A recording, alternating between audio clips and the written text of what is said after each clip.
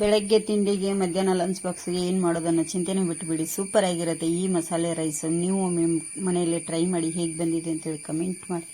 ತುಂಬ ಅಂದರೆ ತುಂಬ ಚೆನ್ನಾಗಿರುತ್ತೆ. ಆದಷ್ಟು ಜನರಿಗೆ ಶೇರ್ ಮಾಡಿ. ಹೊಸ ವಿಡಿಯೋಗಾಗಿ ಚಾನಲ್ನ ಸಬ್ಸ್ಕ್ರೈಬ್ ಮಾಡ್ಕೊಳ್ಳಿ ಫ್ರೆಂಡ್ಸ್. ಹೇಗೆ ಮಾಡೋದು ಅಂಥೇಳಿ ನೋಡೋಣ ಬನ್ನಿ. ತುಂಬ ಅಂದರೆ ತುಂಬ ಇದು ಮಸಾಲೆ ರುಬ್ಬಿಟ್ಟು ಮಾಡಿರೋಂಥ ಮಸಾಲೆ ರೈಸು. ವಿಡಿಯೋ ನೋಡೋಣ ಬನ್ನಿ. ಗ್ಯಾಸ್ ಮೇಲೆ ಒಂದು ಪಾತ್ರೆ ಇಟ್ಟಿದ್ದೀನಿ. ಅದಕ್ಕೆ 2 ಟೇಬಲ್ ಸ್ಪೂನ್ ಅಷ್ಟು ಶೇಂಗಾ ಹಾಕ್ತೀನಿ ಫ್ರೆಂಡ್ಸ್.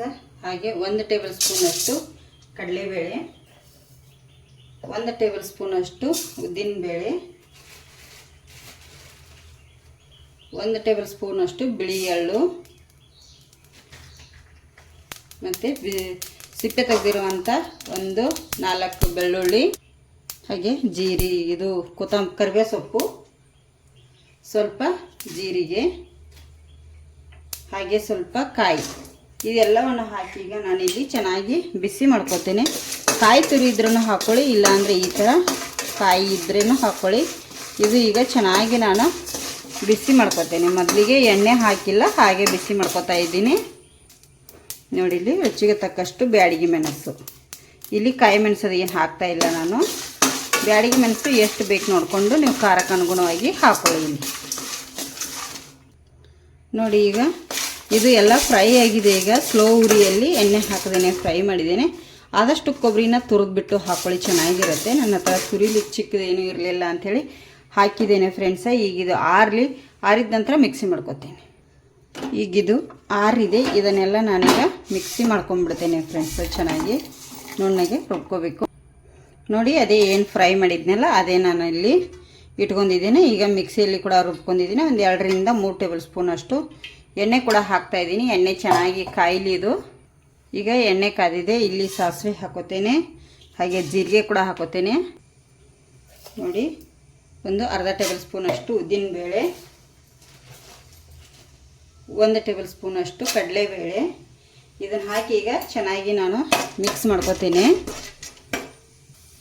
ನೋಡಿ, ಇಲ್ಲಿ ನಾನು 1 ಈರುಳ್ಳಿನ ಕಟ್ ಮಾಡಿ ಹಾಕ್ತಾ ಇದ್ದೀನಿ. ಹಾಗೆ 1 ಸಣ್ಣ ಕ್ಯಾಪ್ಸಿಕಮ್ ಕೂಡ ಕಟ್ ಮಾಡಿ ಹಾಕ್ತಾ ಇದ್ದೀನಿ. ನೋಡಿ, ಕರಿಬೇವು ಕೂಡ ಹಾಕ್ತಾ ಇದ್ದೀನಿ. ಆವಾಗಲೇ ಕೂಡ ಹಾಕಿದ್ದೆ ಕರಿಬೇವು, ಈಗೂ ಕೂಡ ಹಾಕ್ತಾ ಇದ್ದೀನಿ. ಇದು ಈಗ ಚೆನ್ನಾಗಿ ಫ್ರೈ ಆಗಬೇಕು ನಮಗೆ ಎಣ್ಣೆಯಲ್ಲಿ. ನೋಡಿ, ಈಗ ಕ್ಯಾಪ್ಸಿಕಮ್ ಈರುಳ್ಳಿ ಚೆನ್ನಾಗಿ ಎಣ್ಣೆಯಲ್ಲಿ ಫ್ರೈ ಆಗಿದೆ. ಏನು ರುಬ್ಬಿಟ್ಕೊಂಡಿದ್ನಲ್ಲ ಆ ಮಸಾಲೆನ ನಾನು ಇದಕ್ಕೆ ಸೇರಿಸ್ಕೋತೇನೆ. ನೋಡಿ, ಇದು ಕೂಡ ಚೆನ್ನಾಗಿ ಎಣ್ಣೆಯಲ್ಲಿ ಫ್ರೈ ಆಗಬೇಕು. ನೋಡಿ, ಈಗ ಎಲ್ಲ ಮಿಕ್ಸ್ ಆಗಿದೆ. ಇದಕ್ಕೆ ಲಾಸ್ಟಲ್ಲಿ ಅನ್ನ ಹಾಕ್ತಾಯಿದ್ದೀನಿ. ನೋಡಿ, ಮಾಡಿಟ್ಟಿರೋಂಥ ಅನ್ನನೇ ಹಾಕ್ಕೊಳ್ಳಿ. ಇದಕ್ಕೆ ಮಾಡಿಟ್ಟಿರೋ ಅನ್ನನೇ ಬೇಕು. ಇದಕ್ಕೆ ಈಗ ರುಚಿಗೆ ತಕ್ಕಷ್ಟ ಉಪ್ಪನ್ನು ಕೂಡ ಹಾಕ್ತೀನಿ.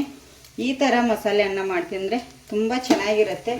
ತುಂಬಾ ಟೇಸ್ಟಿಯಾಗಿರುವಂಥ ಅನ್ನ ಅಂತ ಹೇಳ್ಬೋದು. ಸೂಪರ್ ಆಗುತ್ತೆ ಮಸಾಲೆ ರೈಸ್ ಇದು. ಇದನ್ನೆಲ್ಲ ನಾನೀಗ ಮಿಕ್ಸ್ ಮಾಡ್ಕೊತೇನೆ. ನೋಡಿ, ಇದಕ್ಕೆ ಲಾಸ್ಟಲ್ಲಿ ನಾನಿಲ್ಲಿ ಕೊತ್ತಂಬರಿ ಸೊಪ್ಪನ್ನು ಕೂಡ ಹಾಕ್ತಾಯಿದ್ದೀನಿ.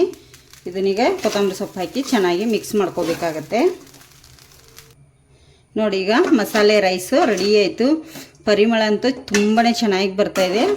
ಈ ಥರ ನೀವು ಮನೆಯಲ್ಲಿ ಟ್ರೈ ಮಾಡಿ ಹೇಗೆ ಬಂದಿದೆ ಅಂತೇಳಿ ಕಮೆಂಟ್ ಮಾಡಿ. ನಿಮಗೆ ಸರ್ವ್ ಮಾಡಿ ತೋರಿಸ್ತೇನೆ ಬನ್ನಿ. ನೋಡಿ, ಇಲ್ಲಿ ನಿಮಗೆ ನಾನು ಸರ್ವ್ ಮಾಡಿ ಕೂಡ ತೋರಿಸ್ತೇನೆ ಎಷ್ಟು ಚೆನ್ನಾಗಿ ಬಂದಿದೆ. ಮಸಾಲೆ ರೈಸ್ ರೆಡಿಯಾಗಿದೆ ಫ್ರೆಂಡ್ಸ. ನೀವು ಒಮ್ಮೆ ಮನೆಯಲ್ಲಿ ಟ್ರೈ ಮಾಡಿ ಹೇಗೆ ಬಂದಿದೆ ಅಂಥೇಳಿ ಕಮೆಂಟ್ ಮಾಡಿ. ಸೂಪರಾಗಿದೆ. ಇದೊಂಥರ ಹೊಸ ಟೇಸ್ಟ್ ಅಂತ ಅನ್ಬೋದು. ಲಂಚ್ ಬಾಕ್ಸಿಗೆ ಅದು ತುಂಬ ಚೆನ್ನಾಗಿರುತ್ತೆ.